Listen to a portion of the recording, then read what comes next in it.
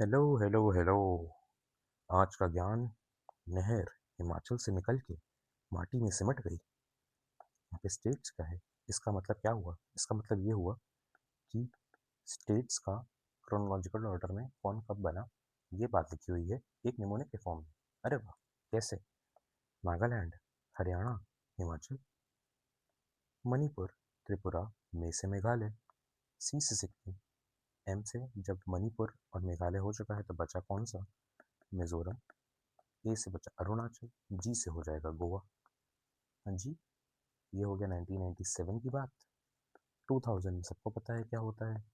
CJU, 2014 में तेलंगाना, फिर 2019 में फिर ये तो यूनाइटेड अरे यूनियन टेरिटरीज की बात हो गई है 2019 में, JNK एंड लद्दाख, एंड फिर 2020 में ये दादरा दमन दीव दादर नगर हवेली ये सब मिलाकर एक यूटी बना। तो ये यूटीज की बात थी दोनों, इसके पहले वाले सब स्टेट्स थे।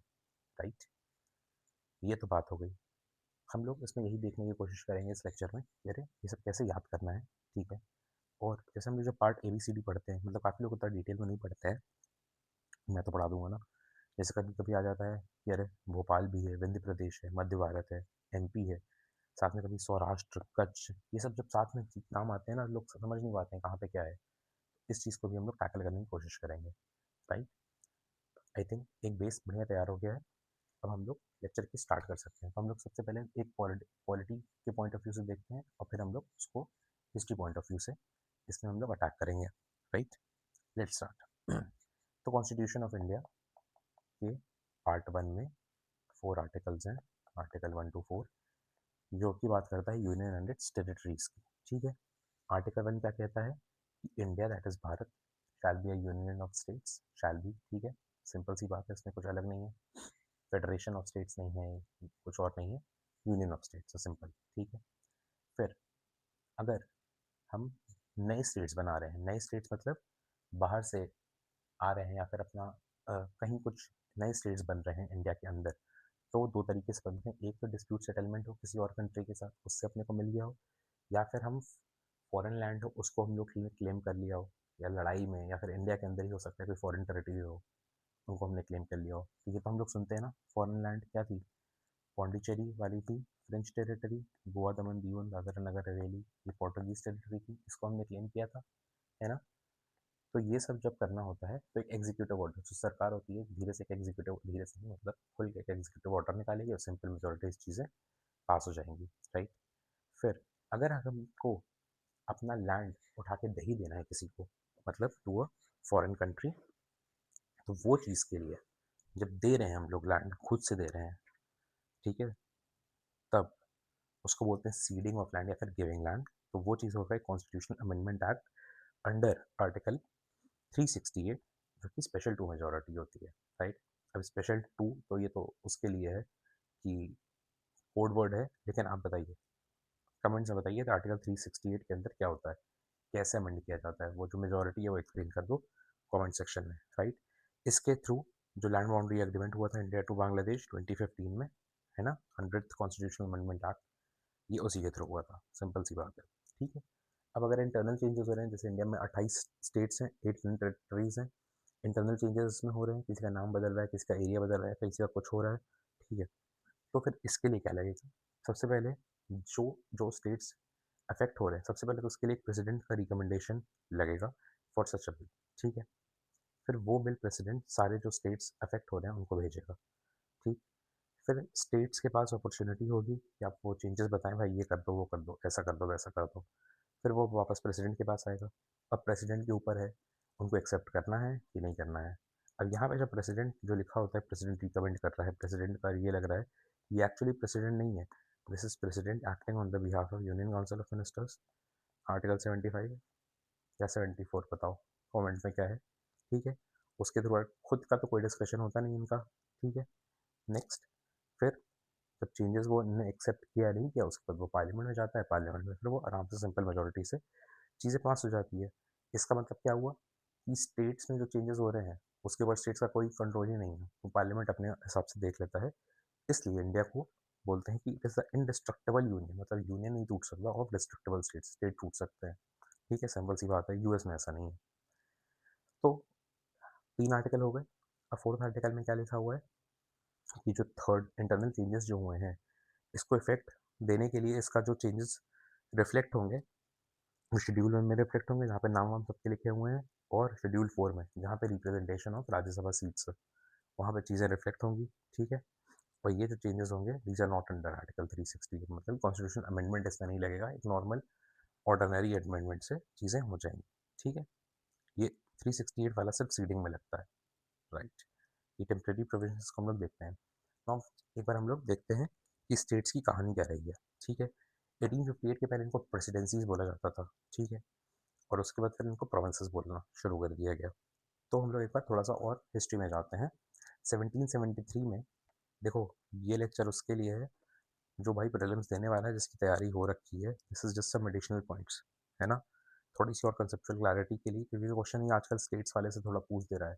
पिछले 2 साल में 2 क्वेश्चन आ चुके हैं, ठीक है? तो बस उसके लिए कॉन्सेप्चुअल क्लैरिटी के लिए, जो नहीं पढ़ा है, बिल्कुल ही इसको आइडिया नहीं है, तो उसको हो सकता है थोड़ा सा इशू आए समझने में, ठीक है? बट कोई बात नहीं, जस्ट कीप लिसनिंग, कोई दिक्कत नहीं है, keep listening, but don't make notes right now if you are attending for the first time. अगर आप पहले पढ़ चुके हैं तो भाई नोट्स खटाखट बनाते रहो साथ में, एकदम तेज़ी से। ठीक है। 1773 में 3 प्रोविंसेस थे अपने पास, बंगाल, बॉम्बे एंड मद्रास, ये सबको पता होता है, ठीक है? फिर 1836 के आसपास ये जो बंगाल प्रोविंस था, उसमें से ये आगरा वाला रीजन वगैरह उधर तक, मतलब पीछे तक, अब वहाँ तक जो था पाकिस्तान वाले पॉइंट तक, वो पूरा नॉर्थ वेस्टर्न प्रोविंस बना दिया उसको 1836 में। 49 में बीच में पंजाब तैयार हो गया इसी में से निकाल के, ठीक है? पंजाब को सीड कर लिया था, नेक्स्ट कर लिया था, इसमें से निकाल के नहीं था, पंजाब को अलग से सीड किया था, तो उन पर जीत हासिल की थी। ईस्ट इंडिया कंपनी ने पंजाब कर लिया। 1861 में फिर सेंट्रल प्रोविंसेस एंड बिहार, वहाँ पे बहुत सारे प्रिंसली स्टेट्स थे, और एडमिनिस्ट्रेटिव कन्वीनियंस के चक्कर में वहाँ पे एक नया प्रोविंस बना दिया। ये जनरली लोग भूल जाते हैं, इसको हम लोग याद कर सकते हैं। 1861 में सिक्स, सिक्स और सिक्स, ठीक है?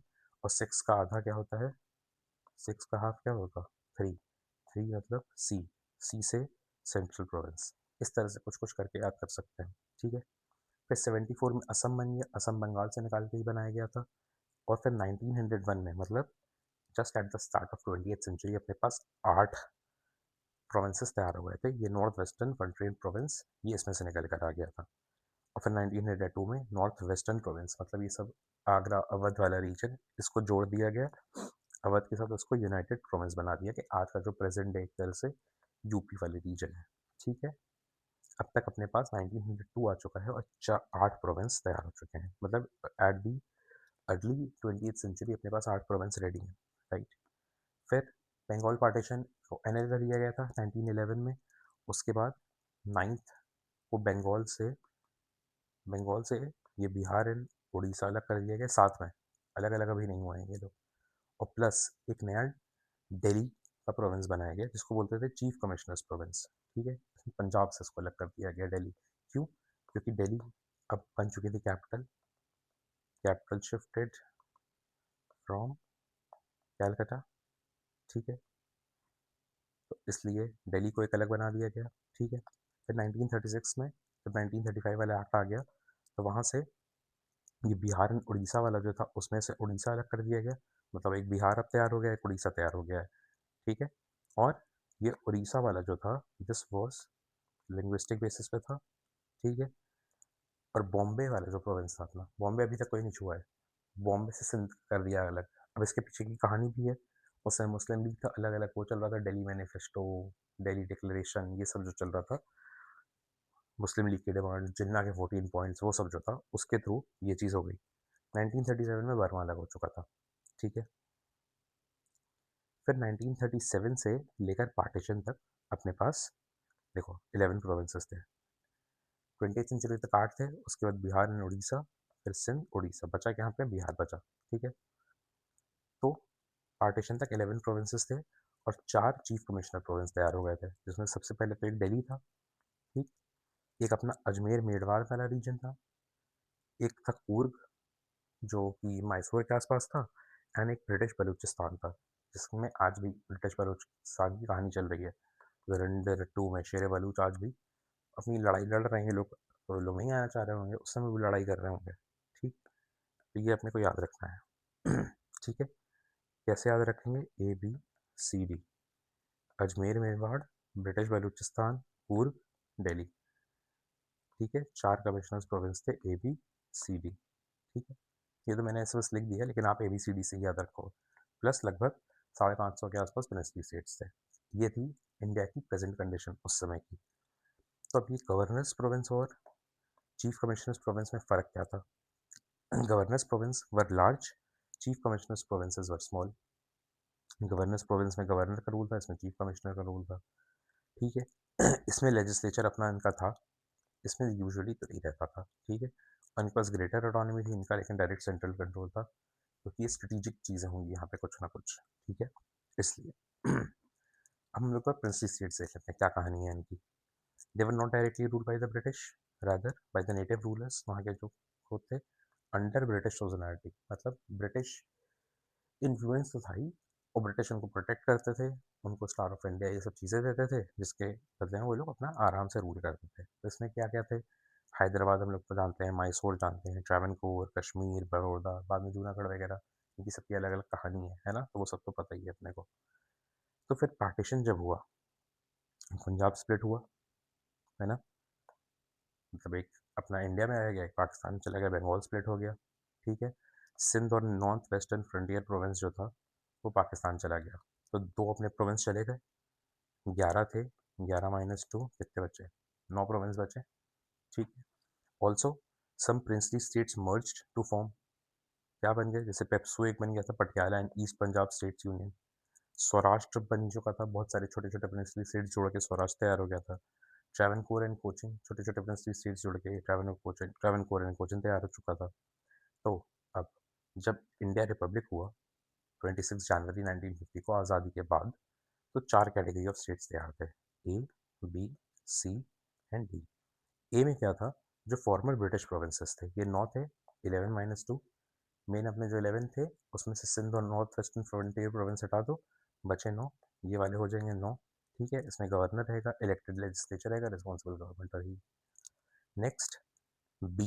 बी में था फॉर्मर प्रिंसली स्टेट्स जो थे, जो मर्ज हो गए थे, इनके ये भी 8 थे। इसमें हमें राज प्रमुख था, जो कि बाद में गवर्नर कहलाता है।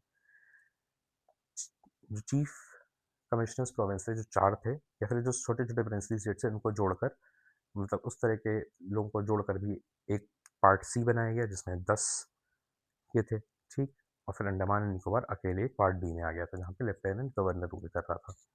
राइट, अब पार्ट ए में क्या था? पार्ट ए में अपने को पता है 9 था, फॉर्मर ब्रिटिश प्रोविंसेस, बंगाल टूट गया था, है ना, तो यहाँ वेस्ट बंगाल बचा था। बिहार अपने को पता ही है, बिहार उड़ीसा से अलग हो, बंगाल, बिहार एंड उड़ीसा पहले साथ में था, फिर उड़ीसा अलग हो गया, तो बिहार एंड उड़ीसा हो गया।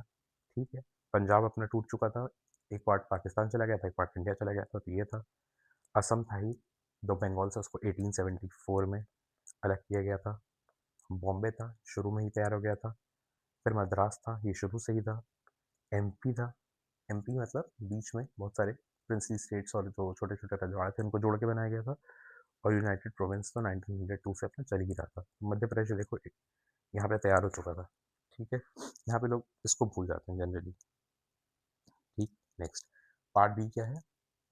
प्रिंसली स्टेट्स, है ना, फॉर्मर प्रिंसली स्टेट्स जो मर्ज हो चुके हैं। 8 नंबर, सबसे फेमस वाले इसमें से कौन कौन होंगे? सबसे पहले खुद से याद आंख बंद करके अगर खुद से याद कर लोगे तो चीज़ें अपने आप याद हो जाएंगी। जम्मू कश्मीर, हैदराबाद, ठीक, मैसूर, है ना, ये तीनों तो आसान है याद करने। फिर सौराष्ट्र और पेप्सू की हम लोग बात पहले कर चुके हैं, ट्रैवनकोर एंड कोचन की बात कर चुके हैं, ये 6 आसान है। देखो फिर राजस्थान शुरू से था, मध्य भारत और विंध्य प्रदेश। ठीक है, अब भाई कंफ्यूजन नहीं आती यार, ये मध्य भारत, विंध्य प्रदेश, मध्य प्रदेश पहले ही ए में है, ये अलग क्या है? पार्ट सी में हम लोग देखेंगे भोपाल है। फ़र्क क्या है इसमें, यही हम लोग आगे समझने की कोशिश करेंगे, कोशिश क्या करेंगे, समझ ही जाएंगे। ठीक है, तो इसमें ये 3, मतलब इसको ऐसे याद करने का भाई, ये 3 का सेट बना लो। जम्मू कश्मीर, हैदराबाद, मैसूर याद रहता है।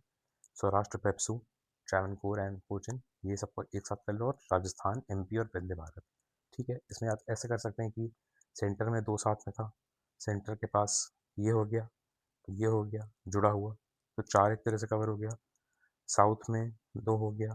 ठीक है, जम्मू कश्मीर हैदराबाद तो सबको याद रहता है, पेप्सू उसके पास में है, ठीक है।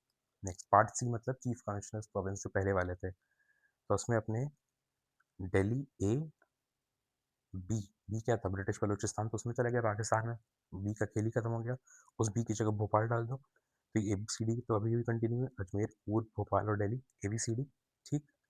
नेक्स्ट इसमें कच्छ आ जाएगा, हिमाचल आ जाएगा, बिलासपुर आ जाएगा, देखो बिलासपुर और हिमाचल अलग अलग है इसमें, बिलासपुर हिमाचल के अंदर ही है आज के दिन में। कूच बिहार आ जाएगा जो कि असम के आसपास है, कूच बिहार एक ट्रॉफी भी होती है क्रिकेट में। बाकी मणिपुर एंड त्रिपुरा ये चीफ कमिश्नर्स प्रोविंस थे उस समय 10। तो इसको कैसे याद कर सकते हैं, ये 3 नॉर्थ ईस्ट के हो गए, ठीक। ये अपना नॉर्थ का हो गया, ये 4 हो गया, एक बच रहा है यहाँ पे, ये अपना वेस्ट में हो गया, वेस्ट, ईस्ट, नॉर्थ और A B C D. South में इसमें क्या है, कूट गए, ठीक है।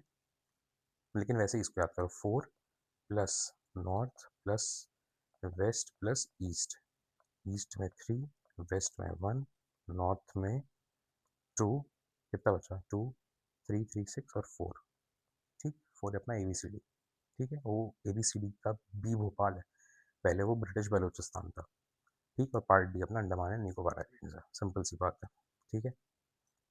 ये मैप है, ये देख लो, सेंट्रल इंडिया में सेंट्रल इंडिया इधर है, ये ग्वालियर है, यूनाइटेड प्रोविंसेस में देखो बनारस अलग है, यहाँ पे राजपूताना वाला है, ठीक है। अब क्या फ़र्क था चीज़ों में, देखो भोपाल, विंध्य प्रदेश, मध्य भारत और मध्य प्रदेश, ठीक है, ये 4 चीज़ें थी ना। अब देखो इसमें भोपाल देखो रेड से है, भोपाल ये था, ठीक है। मध्य भारत ये वाला ग्रीन है, ये वाला ग्रीन है मध्य भारत, यहाँ पर आज के प्रेजेंट टाइम में इसमें देखो गुना आ जाएगा, ठीक है। Union of princely states of Gwalior, Indore and smaller Malwa states. Malwa देखो 2024 में क्वेश्चन था, नर्मदा से निकल रहा है मालवा, मालवा मतलब इधर ही आएगा ना, मतलब ये अगर ये इंडिया का मैप ऐसे बना दें, यहाँ पे मतलब ऐसे गुजरात अगर हम लोग डाल दें तो मालवा इधर आ जाएगा, यहाँ पे फिर नर्मदा निकलती है, ठीक है। तो ये ग्वालियर, इंदौर और स्मॉलर मालवा स्टेट से मिलके बना, ठीक है। फिर इसके इधर अपना यहाँ पे विंध्य प्रदेश है, यहाँ पे रेवा सतना बेल्ट एंड स्मॉल, ये बुंदेलखंड वाला यूपी से बॉर्डर जो लगती है, झांसी वासी वाला एरिया, ठीक है। और बाकी बचा हुआ जो है वो अपना एमपी है, अपना मध्य प्रदेश, जिसमें सेंट्रल प्रोविंसेस एंड बेरार आ जाएगा, याद है सेंट्रल प्रोविंसेस C3, 6, 6 1861, याद आया, ठीक। इसमें छत्तीसगढ़ आज का, महाकौशल, नागपुर मतलब विदर्भ रीजन आ गया, ये सब आ गया, बाद में विदर्भ बॉम्बे वाले एरिया में चला गया था, बट ये सारे रीजन इसमें थे, होशंगाबाद, ठीक है, बालाघाट, रायपुर, रायपुर बस्तर आज का प्रेजेंट छत्तीसगढ़, सरगुजा छत्तीसगढ़, बिलासपुर छत्तीसगढ़, ठीक है। और ये बचा नीचे वाला ये विदर्भ है जो बाद में अपना बॉम्बे वाले मतलब महाराष्ट्र में आ गया था, ठीक है। इसमें कुछ है इंपॉर्टेंट, देखो अमरावती है, इसमें नागपुर है, ठीक है, पहले ये सब इसी में था, ठीक है। नेक्स्ट, अब सौराष्ट्र और कच्छ वाले में बहुत दिक्कत होती है, यहाँ देख लो, ये सौराष्ट्र वाला एरिया था, it was a union of more than 226 मतलब 565 में से लगभग 200 तो यहीं थे, गुजरात वाले एरिया में, जैसे जूनागढ़, भावनगर एट्सेट्रा, काठियावाड़ पेनिनसुला इसको बोलते हैं, ठीक है। कच्छ स्टेट अपना क्या है, ये वाला, भाई यहाँ पे जो है इसको कच्छ स्टेट बोलेंगे, ठीक है। ये वाला काठियावाड़ वाला सौराष्ट्र है, ठीक है। यूनाइटेड प्रोविंसेस तो अपना पता ही है, 1902 माइनर बाउंड्री चेंज हुए थे। राजस्थान पता ही है, इसमें union of Rajputana princely states थे, जैसे जयपुर, जोधपुर, उदयपुर, बीकानेर ये था, और बीच में अलग से ये अजमेर, मेड़वाड़ वाला रीजन था, मारवाड़ वाला रीजन, जो कि चीफ कमिश्नर प्रोविंस था, है ना। 1956 में इसको राजस्थान में मर्ज कर दिया गया था, वही है ना बात, है इसमें अलग से बीच में करके क्या करोगे, तो इसको मर्ज कर दिया गया था 56 में। 56 में की आगे हम लोग देखेंगे, वो स्टेट रीऑर्गेनाइजेशन कमीशन वाली बातें हैं, ठीक है। ये बिलासपुर एक छोटा सा हिमालयन प्रिंसली स्टेट था, इसको हिमाचल में ही मर्ज कर दिया गया, और हिमाचल जो क्या था चीफ कमिश्नर प्रोविंस था, ठीक है। Union of 30+ hill princely states, इसको पहले यूनियन 30 बनाया गया, 1971 में फिर ये स्टेट बन गया था, याद है, नहर, हिमाचल से निकल के थर्ड नंबर पे, ठीक है। कूच बिहार, ये देखो ये बंगाल का मैप है, यहाँ पे कूच बिहार है असम के पास, इसको वेस्ट बंगाल में मर्ज कर दिया गया बाद में। पेप्सू, पटियाला, ईस्ट पंजाब वगैरह वाला रीजन, ये पंजाब में बाद में मर्ज हो गया। फिर इसी में 1961 में पंजाब से हरियाणा निकल गया। नहर, नहर हरियाणा, ठीक। Next, Odisha, it was the first province created exclusively on linguistic basis in 1936। वो बिहार उड़ीसा में से जो निकाल के बनाया गया था, याद आ गया, ठीक। And received some Odia speaking areas in 1956। 1956 में काफ़ी कुछ हुआ था ना, इस वजह से वो मतलब उतना डिटेल में इंपॉर्टेंट तो नहीं है, बट ये सब जानना ज़रूरी है जो मैं बता रहा हूँ। बॉम्बे 1956 में इसमें सौराष्ट्र वाला रीजन आ गया, कच्छ आ गया, ठीक है। मराठी स्पीकिंग एरियाज हैदराबाद वाले आ गए, ठीक है। और फिर 1961 में गुजरात अलग हो गया, महाराष्ट्र, फिर गुजरात वाले एरिया में ये आ गया, ये आ गया, और ये सब फिर हैदराबाद में तमाम बाद में चला गया। मद्रास 1956 में तैयार हुआ। मद्रास को काफ़ी एरियाज छोड़ने पड़े थे अपने, तेलुगु स्पीकिंग चले गए आंध्रा में, कन्नड़ स्पीकिंग चले गए मैसूर में, मलयालम वाले चले गए केरला में। 1969 में नाम ही चेंज कर दिया गया, तमिलनाडु बन गया था, ठीक है। बाकी ट्रैवनकोर एंड कोचीन जो था, ये दो प्रिंसली स्टेट्स है, वही ट्रैवनकोर वाला और कोचीन वाला, इनको मर्ज कर दिया गया। बाद में इनको मालाबार बना के केरला बना दिया गया, नया 56 में नया स्टेट तैयार हो गया। कूर्ग, वही small area in western Ghats. Coorg क्या था, याद आया, चीफ कमिश्नर्स प्रोविंस ABC, ठीक। और मैसूर जो था वो प्रिंसली स्टेट्स ऑफ ओडियार्स के अंडर। बाद में वही कूर्ग कन्नड़ एरियाज ऑफ बॉम्बे और कन्नड़ एरिया ऑफ मद्रास में लाकर ये बना दिया गया था, इसको कर्नाटक में नाम इसका बदल दिया गया था 1973 में।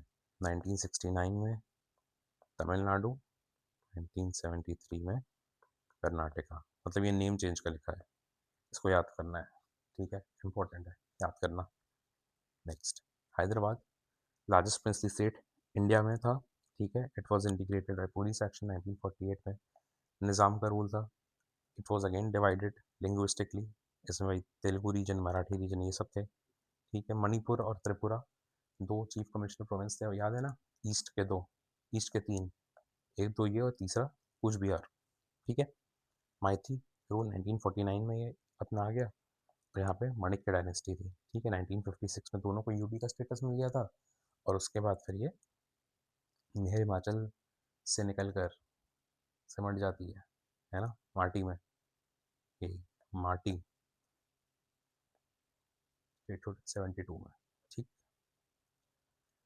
फिर अब ये तो बन गए थे अपने पार्टीशन के टाइम पे चीज़ें, फिर बाद में बड़ी दिक्कत होने लगी, तो फिर दो लिंग्विस्टिक प्रोविंसेस कमीशन बनाए।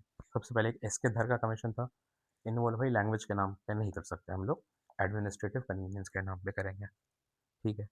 फिर एक दूसरी कमेटी बनाई गई, जेवीपी। जेवीपी, इसमें हमको लगता है कन्फ्यूजन हो जाती है लोगों को, इसलिए इसको मैं एनपीएस याद करता हूँ, नेहरू, पटेल एंड सीतारमैया। जवाहरलाल नेहरू, वल्लभ भाई पटेल, पता भी सीतारमैया है, वैसे नेहरू, पटेल और सीतारमैया याद करना ज़्यादा आसान है। इनने भी यही बोला भाई लैंग्वेज पर नहीं करेंगे, ठीक है। फिर बीच में 1953 में पोती श्रीरामुलु की डेथ हो गई, आंध्र प्रदेश बनाना पड़ गया लिंग्विस्टिक स्टेट, सेकंड। लेकिन फर्स्ट पोस्ट में बैठ सेकंड कैसे, क्योंकि उड़ीसा 1937, याद है, 1936। फिर दिसंबर 1953 में एक स्टेट रीऑर्गेनाइजेशन कमीशन बनाया गया। 3 मेंबर्स थे इसमें, फजल अली, के एम पनीकर और एच एन कुंजरू। फजल अली इसके चेयर थे, उन लोगों के बारे में थोड़ा जान लेते हैं। फजल अली सुप्रीम कोर्ट के जज थे, इनके नाम पे नागालैंड में एक कॉलेज भी है, ऐसा नहीं कि नागालैंड के दौरान ने काम वाम किया होगा। बाकी के एम पनीकर थे, ये secretary to chamber of princess थे, मतलब ये प्रिंसली स्टेट्स से कहीं से आते होंगे। और एच एन कुंजरू, ये भाई लिबरल पार्टी के थे, एनएलएफ ने सप्रू और मलविया के साथ बनाया था, ठीक है। थोड़ी थोड़ी बस इनके बारे में इस तरह से एक एक दो लाइन पता होगी ना, तो कभी कहीं मैथ द फॉलोइंग आ गया, कुछ आ गया, तो उसमें एलिमिनेट करने में यार टू रीच द सही आंसर ये सब काम आता है, ठीक है। तो फिर इसमें उन्होंने बोला प्योरली लैंग्वेज पे तो नहीं कर सकते, बट लैंग्वेज के साथ एडमिनिस्ट्रेटिव कन्वीनियंस, सिक्योरिटी, इकोनॉमी, इस तरह की चीज़ें हम लोग देख के कर सकते हैं। फिर इनने रिकमेंड किया भाई 16 स्टेट्स बना देते हैं, 3 यूनियन टेरिटरी बना देते हैं, इनने रिकमेंड किया। फिर बाद में लेकिन जो हुआ वो बना कि 14 स्टेट और 6 यूनियन टेरिटरी, मतलब इनने 19 की बात की थी, यहाँ पे 20, 14 एंड 6, ठीक है। अब सबसे पहले 6 यूनियन टेरिटरीज देख लेते हैं क्या थी, ठीक है। दिल्ली, मणिपुर, त्रिपुरा, ये तो रहेगी। हिमाचल में बिलासपुर मिला दिया गया था।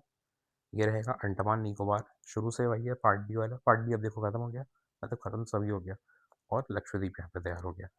लक्षद्वीप का नाम 1973 में आया, 73 में ही कर्नाटका का भी नाम आया था, 69 में किसका आया था, तमिलनाडु का आया था, ठीक है।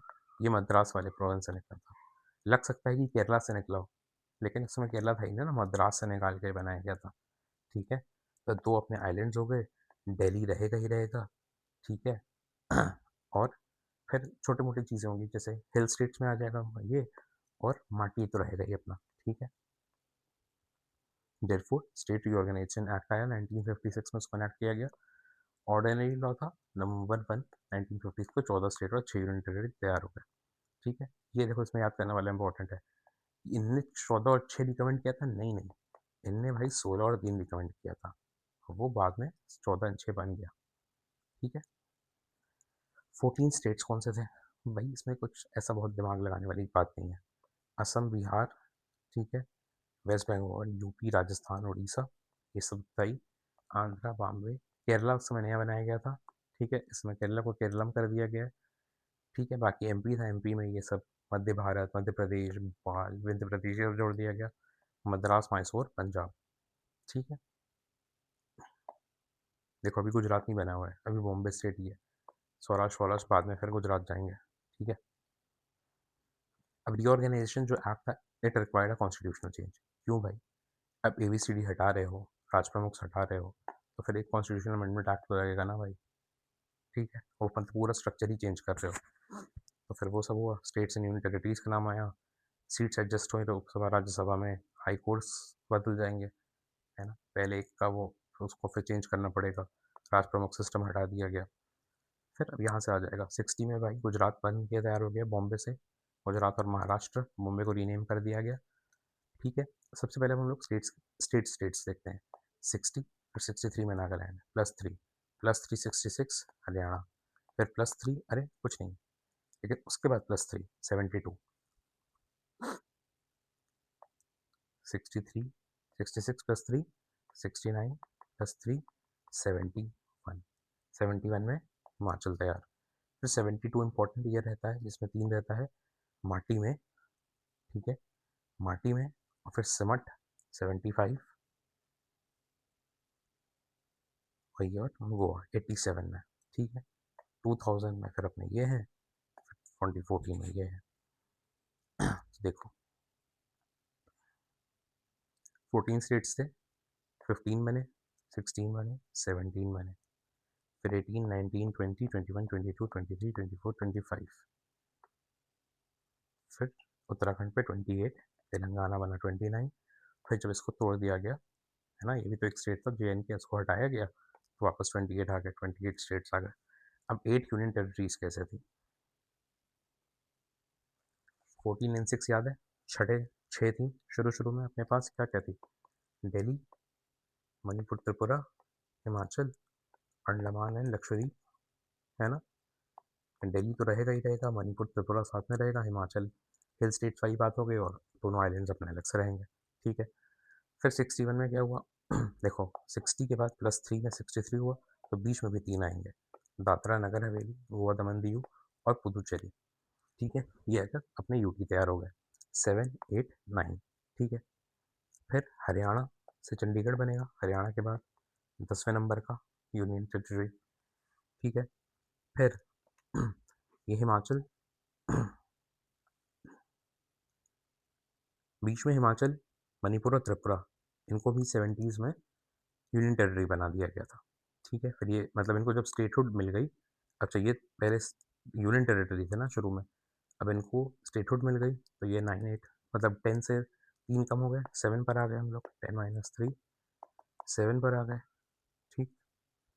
उसके बाद सीधे फिर JNK और लद्दाख, और फिर ये सब जो मर्ज कर दिया गया था दमन दीव, फिर 8 बचे, ठीक है। सिंपल सी बात है, 6 थे, 6 के बाद 3 ऐड हुए, 9 हुआ, है ना। 9 के बाद एक और आया चंडीगढ़, 10 हुआ, 10 में से -3 हो गया, कौन से? हिमाचल, मणिपुर, त्रिपुरा। कितना बचा? 7 बचा। 7 के बाद +2 हुआ, जम्मू कश्मीर, और ये 9 हुआ। 9 में से -1 हो गया क्योंकि मर्ज कर दिया गया, तो 8 बचा। ठीक, हम लोग यहाँ पे आगे ये देख ही चुके थे। अब हम लोग एक बार जरा सा ये दो अपने वो देख लेते हैं यूनियन टेरिटरीज, पुडुचेरी और दमन दीव वाले। थोड़ा सा वहाँ पे कन्फ्यूजन लोगों को हो जाती है। ठीक है, पुडुचेरी में क्या है? देवर द 4 फॉर्मर फ्रेंच टेरिटरीज। 2006 में इसका नाम पुडुचेरी पड़ गया था। उसके पहले पौंडीचेरी पौंडीचेरी करते थे। ये सारे अनकनेक्टेड एरियाज हैं। इसका मैप है, ये देखो मैप में। यनम, पुडुचेरी, कराईकल एंड माहे। इसका कैपिटल ये है। 4 अलग अलग एरियाज हैं, लेकिन जब सब कुछ पुडुचेरी के अंदर ही आता है, 4 अलग अलग नाम है एरियाज के, कैपिटल इस पुडुचेरी ये वाली। ठीक है, तो पुडुचेरी और कराईकल तमिलनाडु के अंदर है, माहे केरला के अंदर है, यनम। अब इसमें से चंदर नेगोर एंड मसूरी पट्टनम नहीं होगा क्योंकि चंदर नेगोर वाला जो था वो बाद में वेस्ट बंगाल में मर्ज हो गया था। ठीक है, they were transferred to India de facto in 1954, फिर डी जूर इन 1962। ठीक है, under jurisdiction of Madras high court है ये पुडुचेरी। ऑरोविल यहाँ पे फेमस है, सूडो बर्ड सेंचुरी फेमस है। यान मार्टेल की जो लाइफ ऑफ पाई है, बुकर प्राइज जिसने जीता था, वो भी इस पर बेस्ड है। विली वोंका का पुडुचेरी से बहुत लेना देना है। ठीक है, नेक्स्ट जो अपना यूनियन टेरिटरी इंपॉर्टेंट है वो है Dadra and Nagar Haveli, Daman and Diu. ठीक है,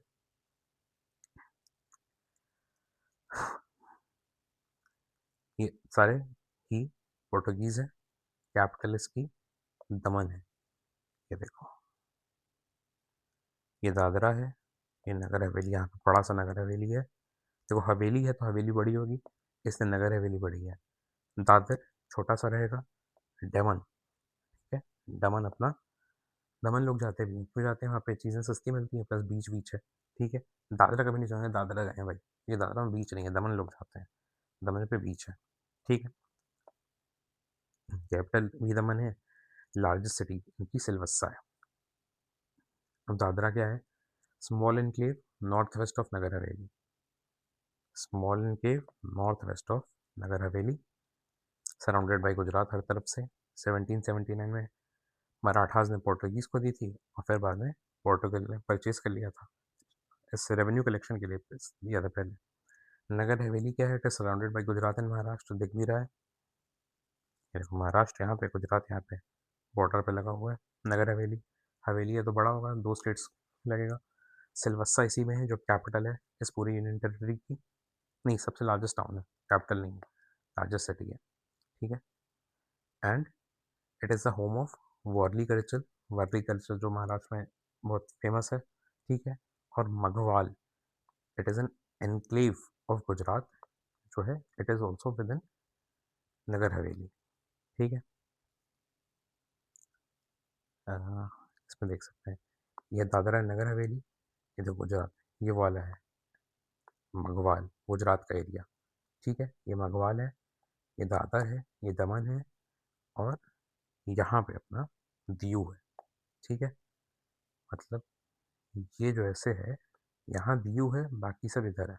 ठीक है, Daman surrounded by Valsad district and Arabian sea. Daman Ganga river यहाँ से बहती है। ट्विन टाउन टाउन ऑफ, यहाँ पे कोइम्बरा का ट्विन टाउन है, इसके साथ बनता है। दीव आइलैंड है। ठीक है, गुजरात के काठियावाड़ पेनिनसुला के नीचे दीव फोर्ट यहाँ मिल जाएगा। 1535 में नूनू कुन्हा ने बहादुर शाह के साथ ट्रीटी यहीं पे की थी, फिर बहादुर शाह की मौत हो गई थी। ठीक है, फूदम बर्ड सेंचुरी यहाँ पे है, जहाँ पे फ्लेमिंगोज मिलती हैं। Fudam bird sanctuary and Diu island, Diu एक आइलैंड है। ठीक है, I think that is all for the states. ठीक है, इतना डिटेल में तो भाई कोई नहीं कराता है, और मतलब एक अलग तार खुल गए होंगे, जिसने भी ढंग से सुना होगा, ढंग से समझा होगा चीज़ें, है ना, उसके एक अलग तार खुल गए होंगे। अरे भाई ऐसे ही पढ़ सकते थे, ये चीज़ें भी हैं, है ना। तो इसको एक बार फिर से देखिए, वीडियो रिवाइज करिए। I think you will gain a lot from this, and most probably एक क्वेश्चन तो इससे फंसेगा ही फंसेगा भाई। इस बार प्रिलिम्स में फंस गया तो ठीक, नहीं फंसेगा तो भाई कुछ तो ज्ञान हुआ ना, कोई दिक्कत नहीं है। Okay, thank you.